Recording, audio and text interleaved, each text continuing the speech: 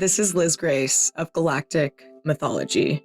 I'm here with your weekend goddess report. Yes, goddess report. A weekly report that gives you an astrological snapshot of the weekend to come, focusing on the asteroids in the sky. The asteroids of the asteroid belt are all feminine and named after Roman goddesses. And yes, there are even more goddesses hanging out beyond the asteroid belt in the far reaches of our solar system, out in the trans-Neptunian realm. I'll get to those in future reports, but for now we're sticking with my main crew. Vesta, Ceres, Juno, and Pallas.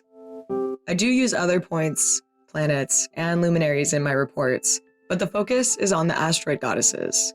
I feel that they will offer a unique perspective to the transits that affect the collective. And since this is a goddess report, I thought it fitting to release this podcast every Friday, which is Venus's Day, releasing it at 12 a.m. Pacific Standard Time. And I'll forecast for the weekend ahead until the stroke of midnight on Monday, the moon's day. Friday and Monday are the days of the week that hold the most feminine energy. Wednesday, of course, is Mercury's day, and Mercury is technically non-binary. However, this is a goddess report, and most people consider Mercury to be a god, despite his non-binary, or rather, their non-binary qualities. Moving on, let's dive right into the aspects that stood out to me for this weekend. Kicking off our weekend on Friday, November 1st at 12 a.m., we're greeted by a new moon in Scorpio. Now, for a quick refresher, a new moon happens when the sun and moon are cozying up in the same zodiac sign. Why am I emphasizing this new moon articulation? Well, because as the weekend wraps up at the stroke of midnight on November 4th, we have another celestial duo, a balsamic conjunction between dark moon Lilith and the asteroid goddess Juno. This one reaches its peak in Scorpio throughout the day of Monday, coming to an exact conjunction between dark moon Lilith and Juno at the 0-degree mark of the sign of Scorpio on November 4th. These two aren't the only powerful goddesses linking up in the sky over the weekend. Venus is also busy making moves, sliding up to asteroid goddess Pallas Athena in Sagittarius as the weekend progresses. And if that's enough girl talk for you, let's bring in Mars. Mars is making a brief exit from Cancer, strutting into Leo, but not before one last showdown with Pluto in Capricorn. We do have some smooth trine aspects between the Scorpio new moon and Saturn over there in Pisces, plus some favorable energy from Neptune to Mars. So what does it all mean? We've got these connections brewing, the energy's building. How's it going to play out? Let's dive into the heart of it with interpretations. As aforementioned, as we dive into this weekend, we are greeted by the powerful energy of a new moon. This new moon landing in the sign of Scorpio, a sign intimately tied to the themes of death and rebirth, which is very fitting given that this day also happens to be the Day of the Dead. Scorpio is a sign that tends to get a lot of attention, despite its dark and mysterious reputation. I think it's because Scorpio embraces life's most intense experiences, power, money, shared resources, and deep emotional bonds. And let's be honest, Scorpios have a way of shaking things up, even when they're trying their hardest to stay under the radar. It's like they're walking around with the energy of a dormant volcano, powerful, unpredictable, and always probing. You never know what they're uncovering, but rest assured, they're digging deeper than you might be comfortable with. So yes, as we kick off the weekend, we're in the realms of death and rebirth. But here's the twist. Saturn, the planet that crystallizes and formalizes things, is forming a harmonious trine with the Scorpio new moon. And since both Scorpio and Pisces are water signs, I can't help but ask, what new emotional blueprints are you drawing up this weekend? November 1st through November 4th holds the potential for deep reprogramming right from the depths of your subconscious. And for those of us in the United States, those of you who are of the legal drinking age or beyond that, you've probably just wrapped up a whirlwind of Halloween festivities. Out at clubs, out at events, Maybe there were some more wholesome, kid-friendly gatherings, or perhaps some sober celebrations. But one way or another, this Halloween season likely stirred up something within you. Whether you felt an overwhelming sense of joy or found yourself on the other end of that emotional spectrum, this new moon's trine to Saturn in Pisces heightens the possibilities for both miracles and disasters. I'm really curious to hear about everyone's Halloween experiences from last weekend and from last Thursday. Feel free to drop your stories in on the comments. Whatever went down last weekend, as in October 25th through October 28th, I will suggest that you place last weekend in a box and put it on a shelf. You're stepping into new waters this weekend, uncharted, mysterious waters that could bring new connections, or maybe none at all. Perhaps you decide to go rogue, embracing your inner lone wolf and metaphorically boarding up the windows, keeping the world at an arm's length. It's definitely a weekend of extremes. Extremes? How about Dark Moon Lilith? A scientific shadow of the moon that symbolizes the shadow of our emotions. Is Lilith even real? Or is she just a trick of the mind?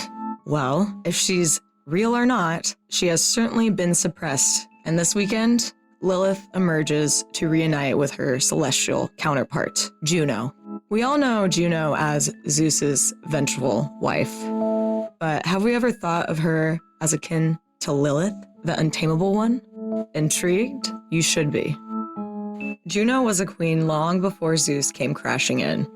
Juno once ruled as a matriarch. Her reign was different, softer, perhaps, but no less powerful. Yet, like all empires, hers eventually fell. And once it was on the fringes, Zeus, the conqueror, stormed in, and she was forced into marriage. Her matriarchal crown fell to the ground, turning into a serpent, and as it met the earth, the crown became Lilith. Now, granted, that's not the official version of the myth, but it gets to the heart of the symbolism. This weekend, Lilith, fresh out of Libra, steps into Scorpio, where she'll meet Juno, Monday, the 4th. This isn't just any meeting. It's a merging of old self with new self. Yes, I know I just suggested to leave last weekend behind in a little box on a shelf, but Lilith isn't last weekend. She's like an epoch. I'm saying about 12,000 years ago. With this in mind, with the past in mind, perhaps a cherished object you thought was gone forever might reappear. Or, more intriguingly, a dormant aspect of your personality could reawaken. You might find yourself revisiting a creative passion that once brought you joy, or you could become entangled with a scandal unfolding. The universe seems poised to resurrect what has slipped away or gone unnoticed, urging these hidden elements back into your orbit. Since we've veered into Zeus and the downfall of empires, it seems only fitting to pivot to Mars. Although Jupiter shares a namesake with Zeus, we'll save that discussion for later when we delve into Jupiter and Gemini, alongside Venus and Pallas.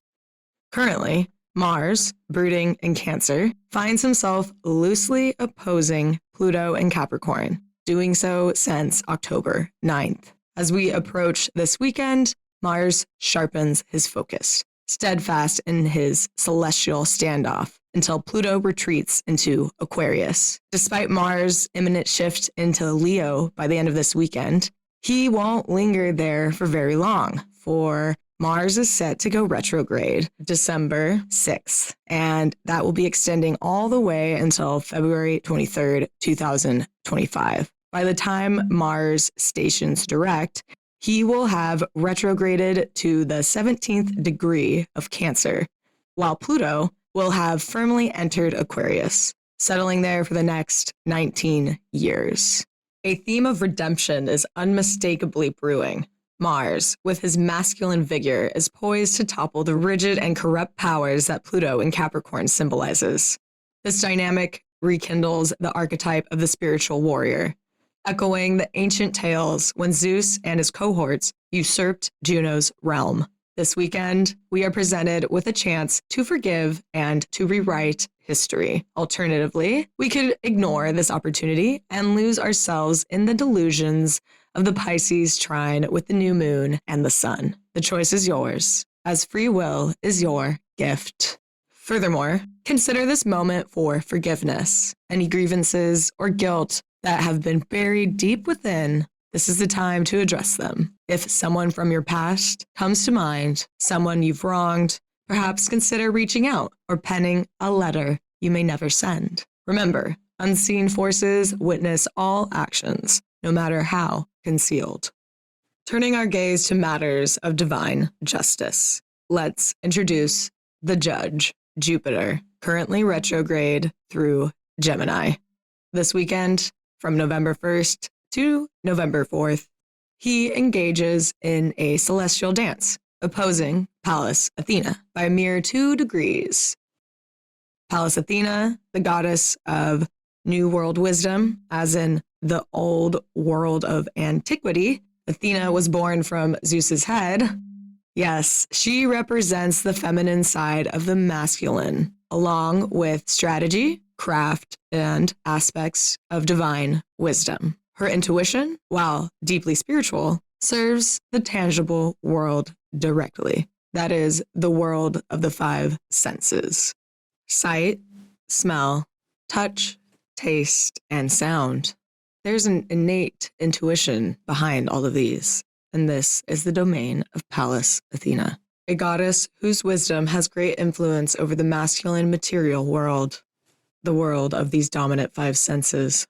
Speaking of senses, Venus, the goddess of sensuality, recently emerged from the shadows of Scorpio, escaping the underworld this past October 17th. This weekend, Venus is ready to spill some tea with her rough and tumble gal pal, Pallas Athena, in Club Sagittarius. On November 2nd and 3rd, Venus and Pallas Athena, both in Sagittarius, will align at the same degree.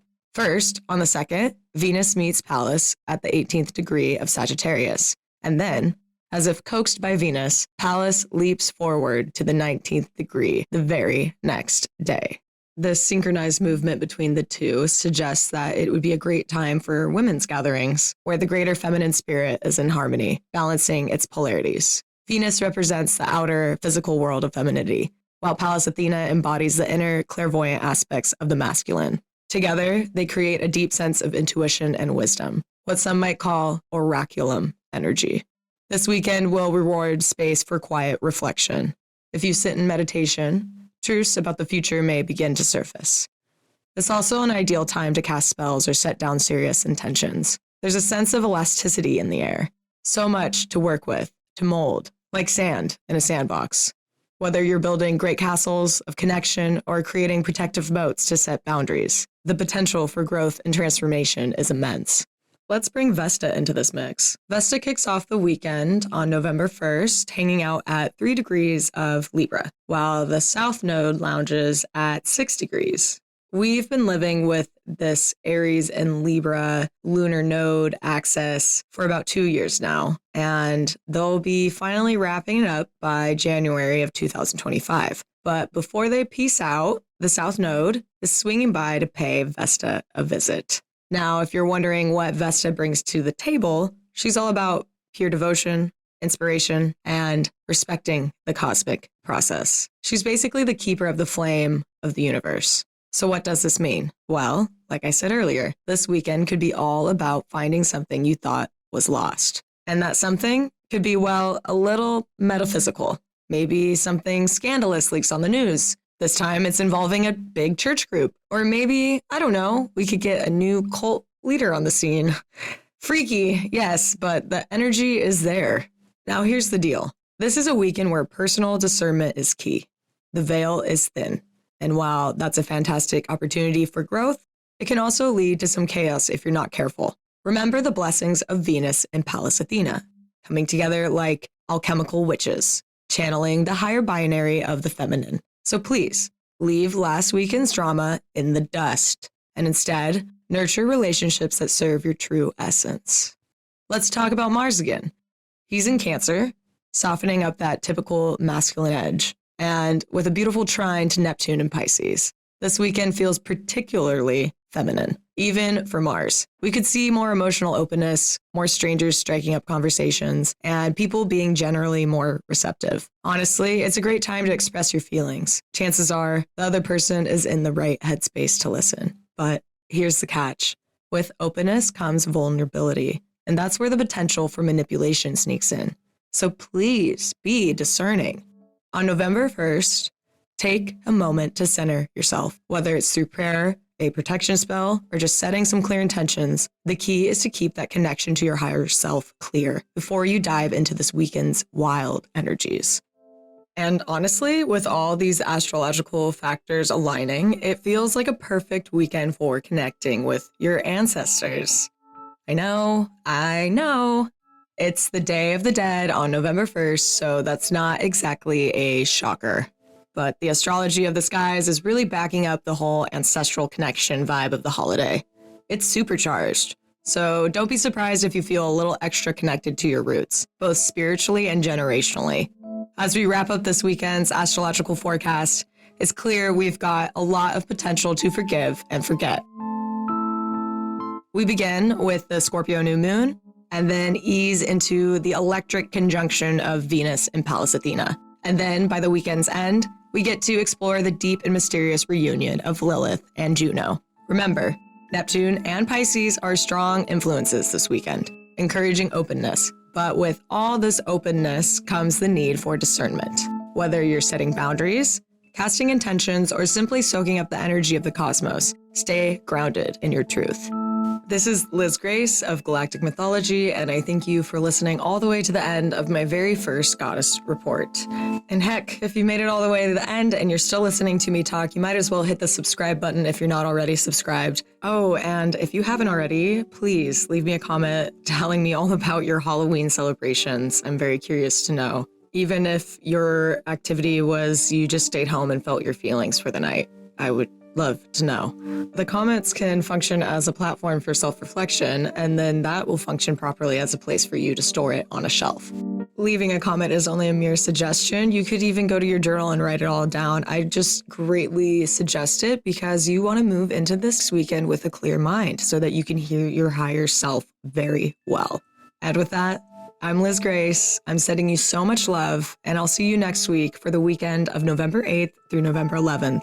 We'll be post-election here in the United States. So please take this report as it resonates with you and leave all that does not behind. Sharpen that discernment, and I'll see you next weekend. Bye.